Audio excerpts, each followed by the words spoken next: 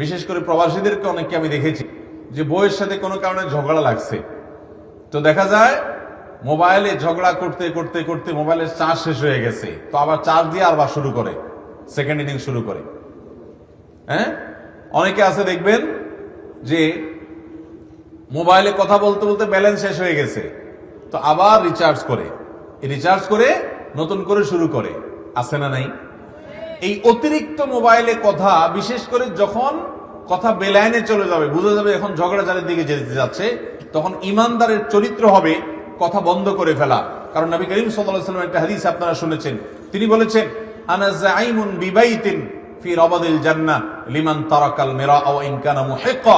যে ব্যক্তি ঝগড়াঝাটি এড়ানোর চেষ্টা করে, যদিও সে সত্যের উপরে থাকে, এই ব্যক্তির জন্য জান্নাতে একটা প্রাসাদের দায়িত্ব আমি নিলাম।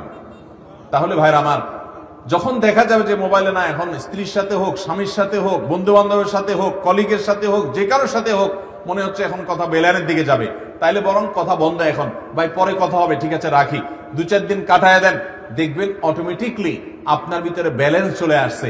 আপনি বেলাইনে কথা বলেন নাই, আর রাগের মুহূর্তে যদি কথা কন্টিনিউ করতে থাকেন, তাহলে আপনার অপমান হতে আর বেশি কিছু লাগবে না। এমন এমন কথা মুখ দিয়ে বাইর হয়ে যাবে, আপনি নিজেও খেয়াল রাখবেন না, পরে একসময় আফসোস করবেন, হায় হায় এটা কি করলাম। এই জন্য ভাইরা আমার, মোবাইলে কথা বলার আদব হলো প্রয়োজনীয় কথা বলা, অপ্রয়োজনীয় কথা না বলা, অতিরিক্ত সময় কথা বলতে গিয়ে অর্থ সময় এগুলোর অপচয় না করা। বিশেষ করে আমরা যখন আপনার অনলাইনে যোগাযোগ করার সুবিধা পাচ্ছি, মেসেঞ্জারে, হোয়াটসঅ্যাপ ইত্যাদিতে, তখন দেখা যায় আমরা এগুলা খেয়াল করি না। আরো বিশেষ করে যখন ঝগড়াঝাটি বা একটু কথা বেলাইনে যাচ্ছে মনে হবে, তখন কথা সংক্ষেপ করে ফেলতে হবে, যার কোনো কথা নেই, সাক্ষাতে কথা হবে বা পরে কথা হবে।